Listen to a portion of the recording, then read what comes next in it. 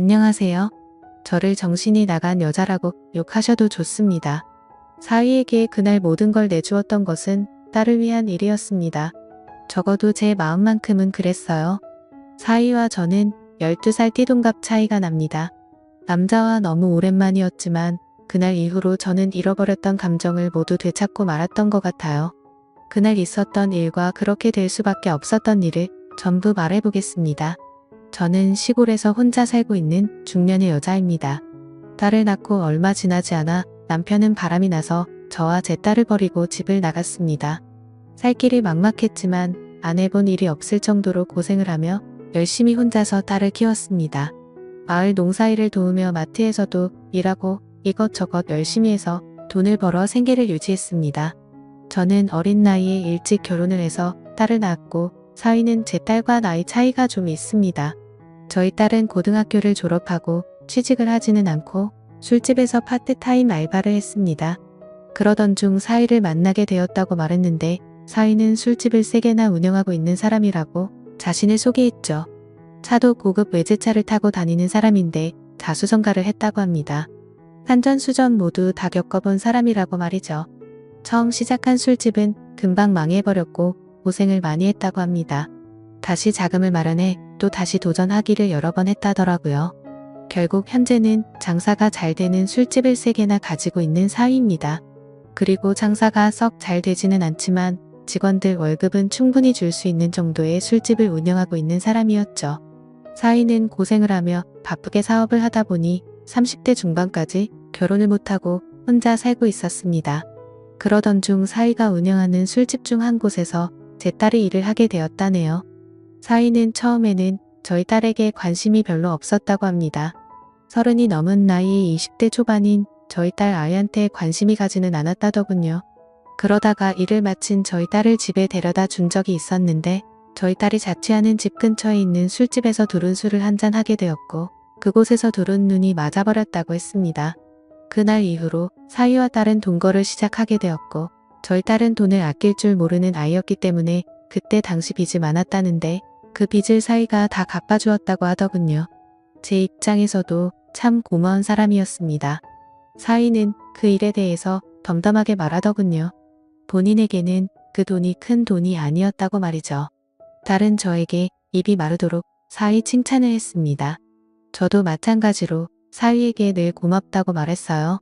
저는 사위에게 고마운 마음이 늘 똑같았는데 제 딸의 고마운 마음은 잠시뿐이었습니다. 사위와 함께 살면서 가정주부로 있던 딸은 낮에도 밤에도 밖으로 나돌았다고 하네요. 그러던 중 제 딸과 어떤 남자가 팔짱을 끼고 지나가는 것을 사위가 목격하게 되었고 사위는 딸의 이름을 크게 불렀는데 딸은 그 남자와 도망을 쳐버렸다고 합니다. 그 후로 사위가 전화를 걸어도 딸은 전화를 받지 않다가 며칠이 지난 뒤에야 집으로 돌아왔다고 하더라고요. 딸은 사위에게 오해하지 말라고 적반하장으로 오히려 화를 내고 나서는 집을 뛰쳐나가 버렸다고 합니다. 지금에서야 알게 되었지만 사위는 그때 결혼을 포기했다고 합니다. 사실 사위의 주변에는 여자들이 항상 많았습니다. 사위의 고급차를 보고 접근하는 여자들이 엄청 많았다고 하더라고요. 하지만 사위는 한눈을 팔지 않았고 저희 딸을 진심으로 사랑했기에 제 딸이 집을 나가고 나서 너무나도 힘들었대요. 사위는 저에게 예의를 다하기 위해 저를 찾아왔습니다. 딸과 있었던 일을 제게 모두 말하고 사위는 딸과의 관계를 정리할 것이라고 말하더군요. 제가 살고 있는 허름한 시골집을 다시 지어주겠다고 약속했던 사위였습니다. 그렇게 착한 사위가 저희 딸 때문에 상처를 받은 이야기를 들려주는데 미안한 마음에 저도 모르게 눈물이 나더군요. 혼자 마트에서 일을 하면서 살아가는 저도 외로운 여자입니다. 하지만 제겐 가장 소중한 딸 하나 있는 거 그게 위안이었고 그 딸 걱정으로 그 모진 세월을 견디며 보냈습니다. 딸이 얼른 좋은 남자 만나서 안정이 되었으면 하는 바람으로 살았죠. 사위를 만나 함께 사는 딸을 보며 좀 안심을 하고 있었는데 사위가 찾아와서 하는 얘기를 듣고 저는 충격을 받았습니다. 한참을 멍하니 있다가 사위가 일어나려고 해서 저는 잠깐만 기다리라고 말했고 사위에게 저녁 식사를 차려주었죠. 사위와 저녁을 먹으며 같이 술을 마셨는데 사위는 술이 오르는지 점점 많은 얘기를 하더군요. 사위는 저희 딸이 집을 나가서 너무 힘들다는 얘기도 했습니다. 그리고 자기가 어떻게 살아왔는지, 얼마나 고생을 했는지에 대해서도 얘기를 하더라고요. 사위가 고생한 얘기를 할 때는 저도 눈물이 나더라고요. 저도 사위 못지않게 고생을 하고 살았던 것이 생각나 동병상련의 마음으로 울었습니다. 술에 취해서 그랬던 건지 사위도 울고 저도 울었습니다. 사위는 제가 얘기를 잘 들어줘서 고맙다고 하더군요. 저는 사위가 고마웠습니다. 딸과 짧은 기간 동거를 했을 뿐인데 사위는 저에게 예의를 다하기 위해 저를 찾아왔으니까요. 사위는 결국 딸과 헤어질 수밖에 없다고 얘기를 했고 저는 사위에게 뜻대로 하라고 말했습니다. 그리고 울고 있는 사위를 토닥여주며 안아주었습니다. 못된 딸 때문에 상처 줘서 미안하다며 사위를 안고 저는 이렇게 위로해 주었습니다. 이 말에 사위는 어린아이처럼 엉엉 울더라고요. 사위는 한참을 울더니 누가 먼저라고 할 것도 없이 저와 사위는 사고를 치고야 말았습니다. 저는 너무 부끄러웠습니다. 하지만 사위가 원하는 대로 하도록 해주는 것이 딸의 죄를 조금이라도 씻어주는 길이라고 생각했습니다. 물론 사실 저도 좋았습니다. 어떤 남자도 저에게 주지 못했던 감정을 사위가 저에게 주었습니다. 다음 날 아침 저는 사위에게 식사를 차려주었는데 사위는 허기가 졌는지 허겁지겁 식사를 했습니다. 그 모습을 볼 때 제 마음은 너무도 흐뭇했습니다. 밥을 먹고 사위는 돌아가게 되었죠. 저는 사위를 보낼 때 이상한 마음이 들었습니다. 딸을 걱정하고 사위에게 미안한 것이 아니라 사위가 가는 것이 아쉬웠습니다. 저 갈게요.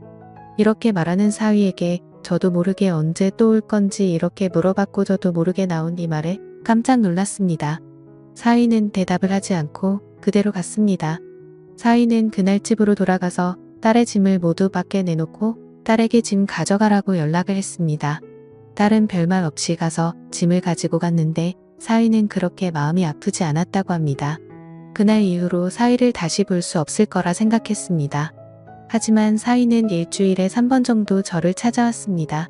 사위가 올 때마다 저는 너무 반가웠고 행복한 시간을 보내게 되었죠. 그렇게 하는 것이 죄를 지은 딸을 대신해서 사위에게 사과하는 것이라고 스스로에게 거짓말을 했습니다. 생각은 그렇게 했지만 사위가 돌아간다며 저희 집을 나설 때면 저는 너무나도 아쉬웠습니다. 얼마 전에 사위가 이런 말을 하더군요. 곧 제가 사는 곳으로 모셔갈게요. 저는 그 말을 듣고 눈물이 났습니다. 저는 사위에게 그런 소리 하지 말라고 했습니다. 딸을 대신해 자네에게 사죄를 한 것일 뿐 다른 욕심은 없다고 말했습니다.